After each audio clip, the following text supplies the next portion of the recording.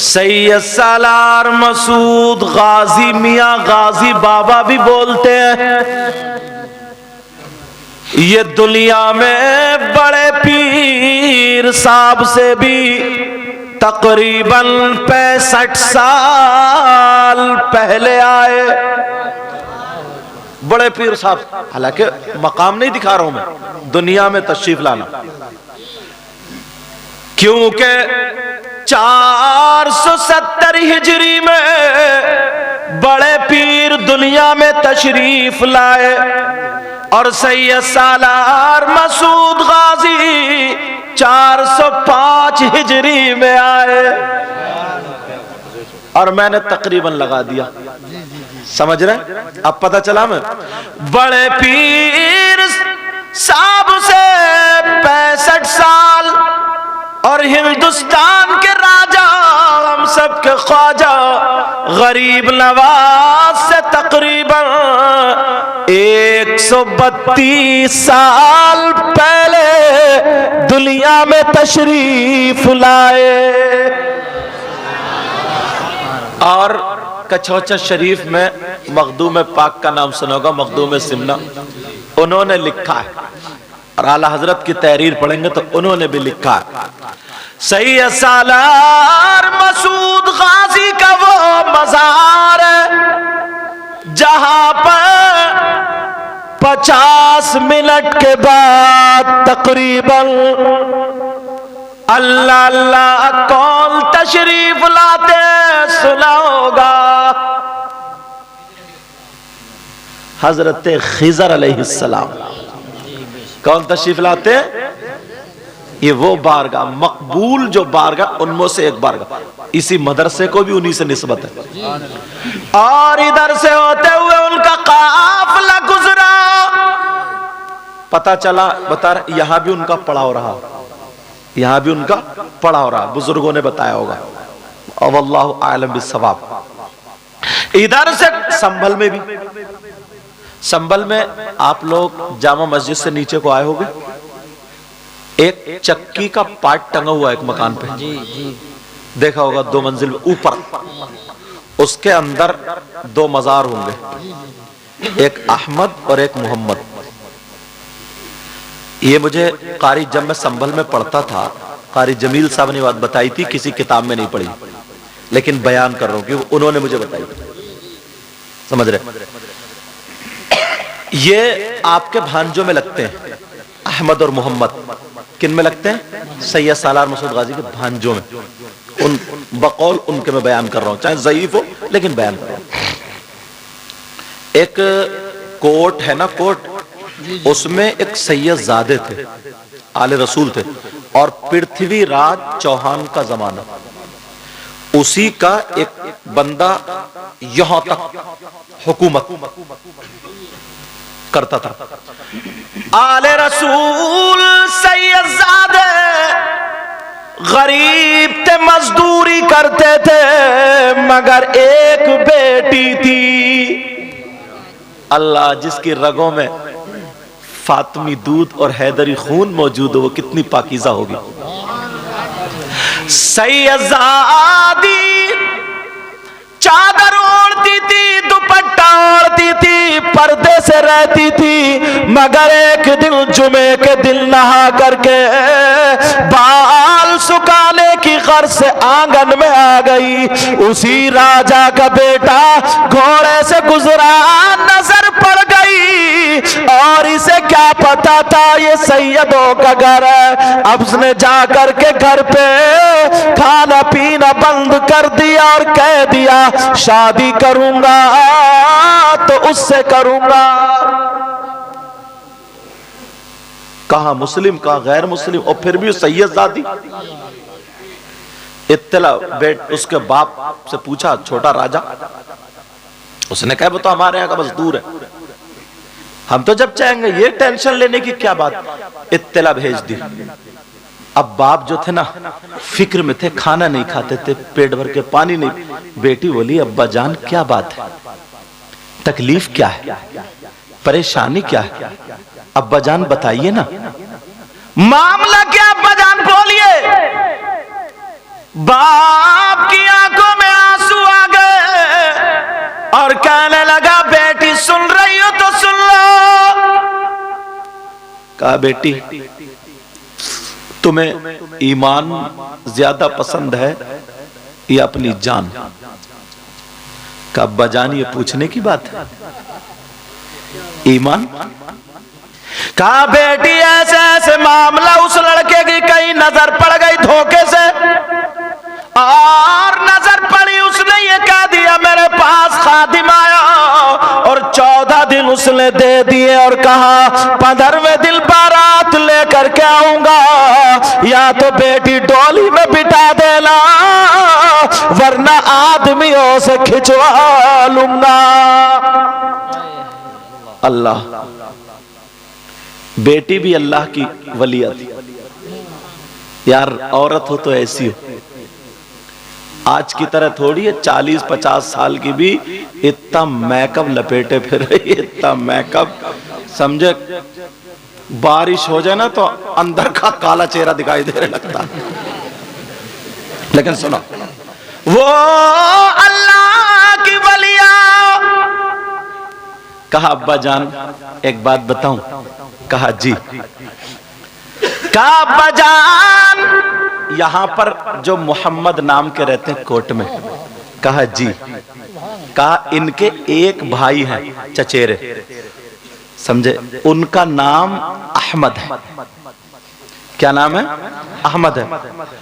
तो एक भाई तो मेरा भाई बनेगा और दूसरा मेरा शौहर बनेगा। मेरे नाना ने मुझे इत्तिला दे दी है हमारा निकाह जन्नत में होगा। कहा बेटी वो भी तो मदीने चले गए? दोनों मदीने। कहा ठीक है आप मदीने चले जाओ। कहा बेटी 7 दिन रह गए, मैं 7 दिन में पानी वाले जहाज चलते रहे, मैं 7 दिन में कैसे पहुंचूंगा और पहचानूंगा कैसे? वो लड़की कहने लगी अब्बा जान ये मेरा दुपट्टा ले लो, और दुपट्टा ले लोगे मैं हवा को हुक्म दूंगी आपको मदीने ले जाकर के रख देगी। मगर जैसे ही मदीने में दाखिल होंगे एक तूफान आएगा, आंधी आएगी, बहुत तेज हवा चलेगी, सबके चिराग गुल हो जाएंगे, सबके चिराग बंद हो जाएंगे।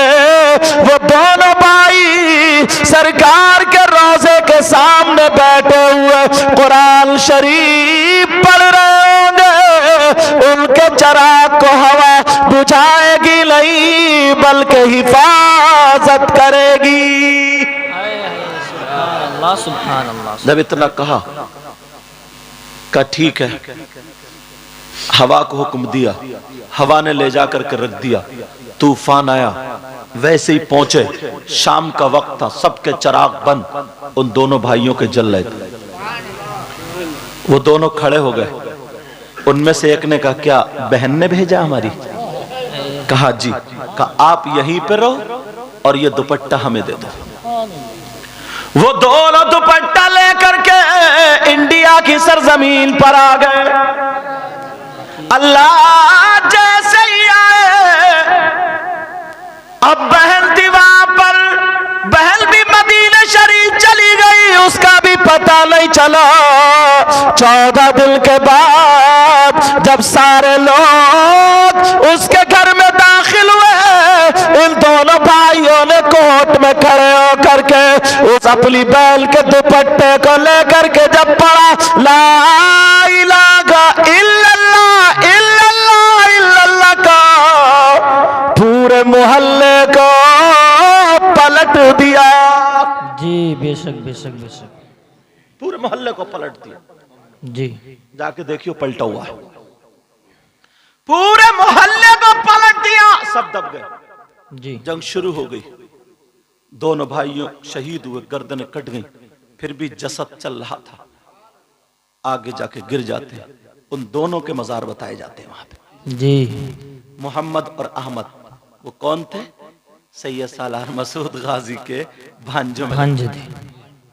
मगर मुझे आज इन्हीं पे बोलना नहीं है, ये बात आ गई थी बीच में तो मैंने बता दी। बीच में क्या, शुरू में जी और भाई जिसके नाम से प्रोग्राम है उनका जिक्र तो थोड़ा होना ही था ना। जी उनका इतना ऊंचा मकाम, आज भी हजरत खिजर अलैहिस्सलाम उनके आस्थाने पर हाजिरी देते हैं। जी ना जाने कितने वली वहां पर अल्लाह के मुकद्दस वली हाजिरी दिया करते हैं। तुम भी जाना, मगर याद रखियो मजार शरीफ पर मर्दों का जाना जायज है, सिर्फ औरतों का जाना जायज नहीं है। नहीं है। मगर औरत की बात कर रहे हो, तुम तो चले गए धान लगाने और ये अगरबत्ती लेके घूमती फिर रही है। ये चली गई चिराग में आग लगाने। जी ये और एक तो ये कह रहा था, बोला जब से मेरी बीबी ने मजार पे जाना अगरबत्ती लेके शुरू करा तब से ही मेरे घर में बरकतें पे बरकतें बरकतों बरकतें हो रही। मैंने कहा बेफिक्र रहे, पिटाई में भी बरकती हो जाएगी कब्र में जाके। मतलब ऐसा जहन बना लिया। अब सुनो ऑफर, सुनना चाह रहे हो? जी बिल्कुल फ्री में जो मैंने जहन बनाया तो निकलना चाहे।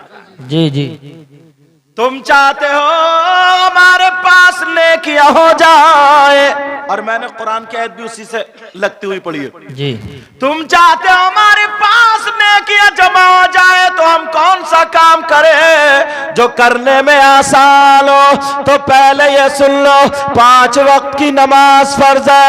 आकिल बालिग मुसलमान मर्द और औरत पर 5 वक्त की नमाज फर्ज है। अब मैं जो बताने के लिए जा रहा हूं, अल्लामा ज़मख़शरी लिखते हैं, अगर कोई अल्लाह का बंदा मस्जिद में जाकर के बैठ जाए, नमाज का टाइम भी नहीं है, नमाज नहीं पढ़ रहा क्योंकि टाइम नहीं है, कुरान की तिलावत भी नहीं कर रहा है, कोई तस्बीह भी नहीं पढ़ रहा है, खाली मस्जिद में जाकर के बैठ जाए, अल्लामा ज़मख़शरी लिखते हैं जितनी देर बैठेगा वो बैठ करके सांसें लेगा, हर सांस पे अल्लाह ताला उसे 400 नेकियां अता फरमाएगा। सुभान अल्लाह सुभान अल्लाह। नारे तकबीर, नारे रिसालत, नारे रिसालत, मसलके आला हजरत, मसलके आला हजरत, जश्न दस्तार बंदी, जश्न दस्तार बंदी, कितनी नारे नेकियां? तकबीर। 400 नेकियां। अपने तो गोदाम भरे हुए होंगे नेकियों से, जो चौराहों पे बैठ करके गप्पे मार रहे हो, इधर की उधर पूरे मोहल्ले में झगड़े फैलाए फिर रहे हो, समझे, जो गीबतें कर रहे हो, चुगली कर रहे हो, कि अगर एक ट्राली एक ट्रक नेकियां खत्म भी हो जाएंगी तो क्या बिगड़ेगा? जी कभी सोचा है गिरबान में झांक के नमाज पढ़ के ना इतनी जल्दी मस्जिद से भागता है जैसे इसे बिच्छू काट लेंगे। जुमे के दिन भी अब तो एक नया फैशन निकला, ना नफल पढ़े ना सुन्नत गैर मुअक्कदा पढ़े। चलो कोई आलिम है, कोई पीर साहब है, वो अपने क़याम गाह पर जाकर के पढ़ते हैं, या उन्हें कुरान और हदीस या तफसीर या फिक़ी मसाइल निकाल। तुम कौन से इतने बड़े मुफ्ती हो भाई? तुम चौराहे पे खड़े होकर घंटों घंटे गप्पे लड़ाते रहेंगे, तेरी मेरी बुराई करते रहेंगे, इधर की उधर लड़ाते रहेंगे, मगर मस्जिद में अल्लाह का बंदा नहीं बैठेगा। जी। और लोग समझते हैं ना जिसने नफिल नहीं पढ़े ना, सऊदी अरब होके आ गया, नफिल नहीं पढ़े, सोचते हैं यार ये भी भाई कुछ पढ़ गया है, ये भी कुछ जानने लगा है। जी। अल्लामा ज़मख़शरी फरमाते जितनी सांसें लेगा 400 नेकियां हर सांस पे मिलेंगी। है सुभान अल्लाह सुभान अल्लाह। हजारों नेकियां इकट्ठी कर सकते हो। अब ईमानदारी से बताओ, कोई खाली होता है तो मस्जिद में जाके बैठता है? मोबाइल लेगा और घिरसट शुरू, बस। और मोबाइल में भी कोई दीनी बात नहीं देखेगा, अच्छी बात नहीं देखेगा, कोई नात तकरीर तिलावत नहीं सुनेगा। क्या देखेगा? जो मुरादाबाद साइड के लड़के वो छोटी छोटी जो क्लिपें बना बना के एक दूसरे को गालियां दे रहे हैं, और इतनी गंदी गंदी गालियां, बस उन्हीं पे ठट्टे मार रहा, घूरे पे पड़ा और ठट्टे मार रहा। जी। ये हालात हो गए, हालात। अब जरा सुनो, वक्त निकालो, 1 घंटा या आधा घंटा, 24 घंटे में जब वक्त तो जाकर के बैठा करो।